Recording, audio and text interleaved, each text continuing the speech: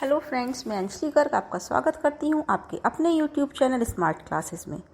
Friends, हमने individual difference के अंदर ये जाना था कि जो बच्चे होते हैं हमारी क्लास के वो विभिन्न विभिन्न योग्यताओं के होते हैं। उनकी रुचियाँ, क्षमताएं, शारीरिक, मानसिक, संवेगात्मक क्षमताएं सब अलग अलग होती हैं। ठीक है, जब ये अलग अलग होती हैं तो सीधी सी बात है, हमें शिक्षा देते समय इन बातों का ध्यान रखना पड़ता है।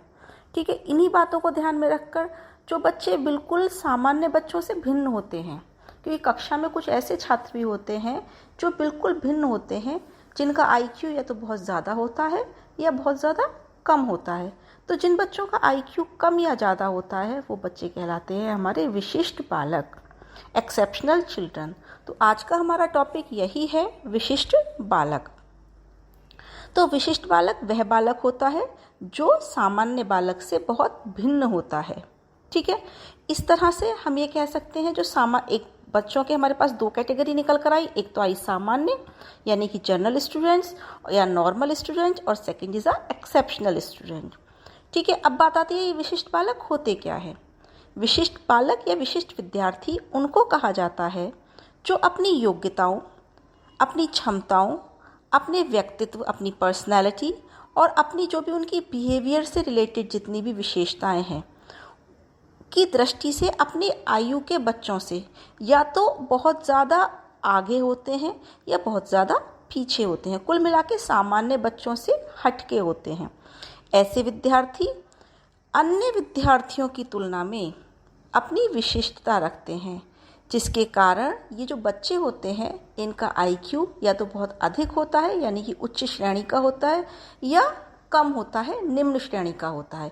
इस तरह से हम ये कह सकते हैं कि जो विशिष्ट बालक है हमारा, एक्सेप्शनल चिल्ड्रन है, वो दो प्रकार का हो सकता है।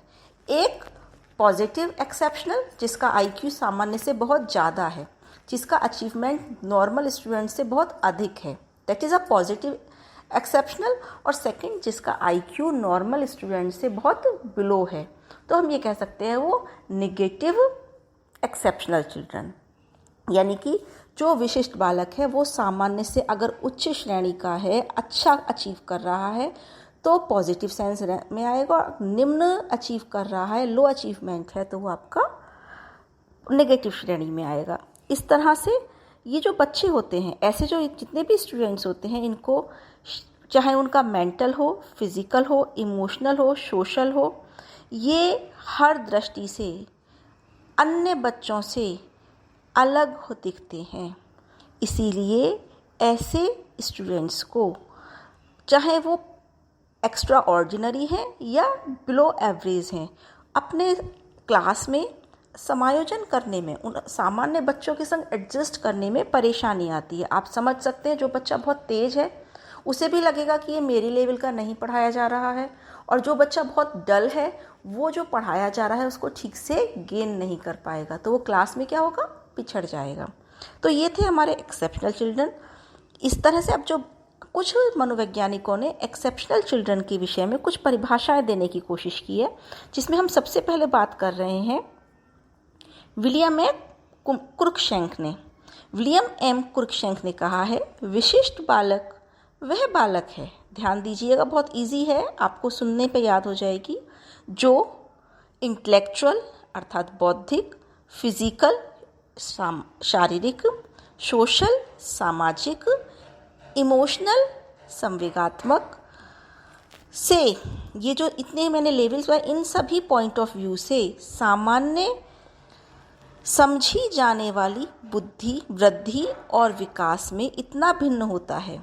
सामान्य समझी जाने वाली जो आपकी ग्रोथ और डेवलपमेंट है उसमें इतना अलग होता है कि वह नियमित कक्षा कार्यक्रम से पूर्ण लाभ नहीं उठा पाता। इट मीन्स जो आप क्लास में उन्हें नॉर्मल स्टूडेंट्स के संग पढ़ा रहे हैं उससे वो प्रॉपर उसे अचीवमेंट नहीं मिल पाता, उसे बहुत ज़्यादा फ़ायदा नहीं हो पाता, तथा विशिष्ट कक्षा या पूरक शिक्षण की सेवा चाहता है। वो चाहता है कि उसको कुछ अलग से पढ़ाया जाए, उसको कहीं से एक्स्ट्रा क्लासेस दी जाएं, या फिर उसको कुछ विशेष फैसिलिटी प्रोवाइड की जाए ताकि वह सामान्य बच्चों के साथ काम कर सके, अगर वो पिछड़ा है तो। और अगर वो उच्च श्रेणी का है, इट मीन्स गिफ्टेड या प्रतिभाशाली है, तो उसे प्रमोट करके अन्य कक्षाओं में हम भेज सकते हैं। इस तरह से इन्होंने यही कहने की कोशिश की थी कि इन विद्यार्थियों को स्पेशल नीड्स की आवश्यकता होती है, क्योंकि यह नॉर्मल स्टूडेंट्स के संग अपनी क्लास में समायोजन नहीं कर पाते हैं। अब बात करते हैं इनकी क्या क्या कैरेक्टरिस्टिक्स हैं।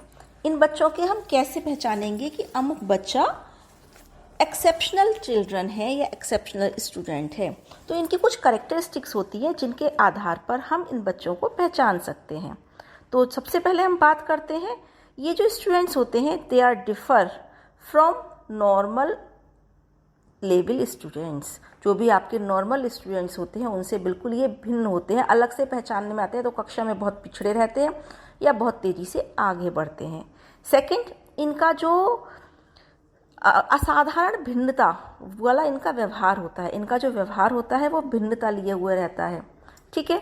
सेकंड, नेक्स्ट हम बात करेंगे, ये मैंने पहले भी बताया था कि ये पॉजिटिव भी हो सकते हैं और निगेटिव भी हो सकते हैं। इनकी जो भिन्नता है, इनका जो डिफरेंस है, दैट मे बी पॉजिटिव और that may be negative. Negative यानी कि वो बिलो एवरेज है और पॉजिटिव इट मीन्स वो अबव एवरेज है। नेक्स्ट हम बात करते हैं, ये जो स्टूडेंट्स होते हैं इनको अपने जो एटमॉस्फेयर होता है, चाहे वो क्लास का हो चाहे कहीं का, वहाँ उस एटमॉस्फेयर में अपने आप को एडजस्ट करने में विभिन्न प्रकार की समस्याओं का सामना करना पड़ता है। एडजस्ट अपने आप को ठीक ढंग से नहीं कर पाते। ठीक है।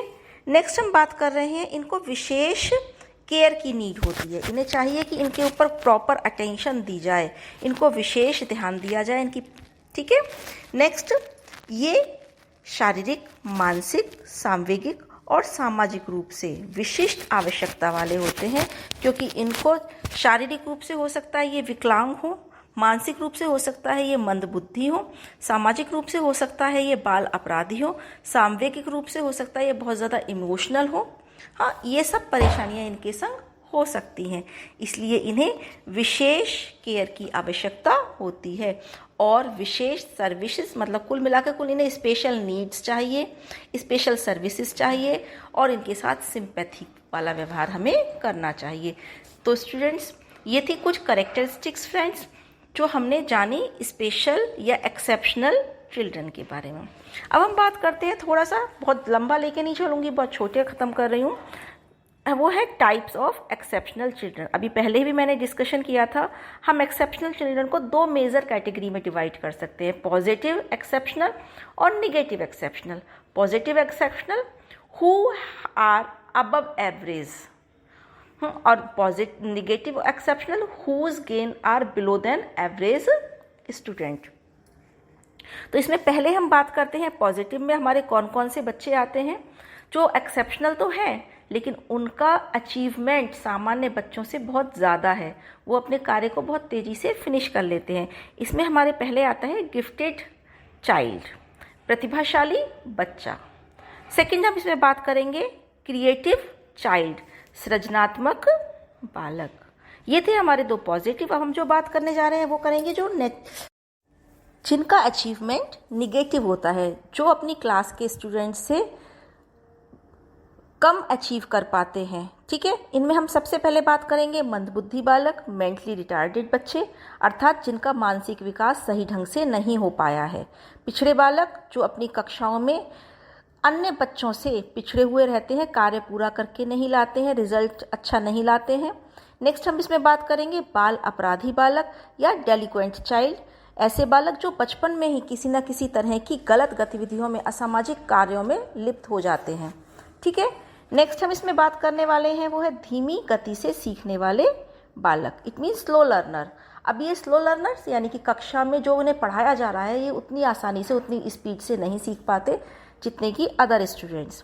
नेक्स्ट है आशा से कम सफलता प्राप्त करने वाले अंडर अचीवर्स, यानी उनसे एक्सपेक्टेशन तो टीचर की होती है, पेरेंट्स की भी होती है कि हमारा बच्चा बहुत अच्छा अचीव करेगा, लेकिन वो उतना अचीव नहीं कर पाते। नेक्स्ट हम इसमें बात करेंगे प्रॉब्लमेटिक चाइल्ड या समस्यात्मक बालक। ये समस्यात्मक बालक ऐसा नहीं है कि ये बिलो एवरेज ही हो, ये नॉर्मल भी हो सकता है लेकिन कक्षा में कुछ ना कुछ समस्या पैदा कर रहा है, इसके बारे में हम जानेंगे।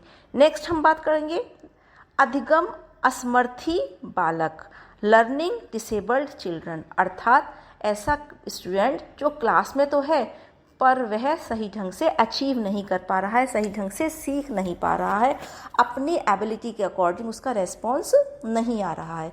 तो फ्रेंड्स, ये थे हमारे कुछ टाइप्स ऑफ एक्सेप्शनल चिल्ड्रन। इनके बारे में जो डिटेल में हम डिस्कस करेंगे वो एक एक करके अलग अलग वीडियो में करेंगे। तो आशा है आपको ये वीडियो पसंद आया होगा। अगर आपको पसंद आया है तो इसे लाइक कीजिए, शेयर कीजिए, और अगर अभी तक सब्सक्राइब नहीं किया है तो सब्सक्राइब कीजिए। धन्यवाद।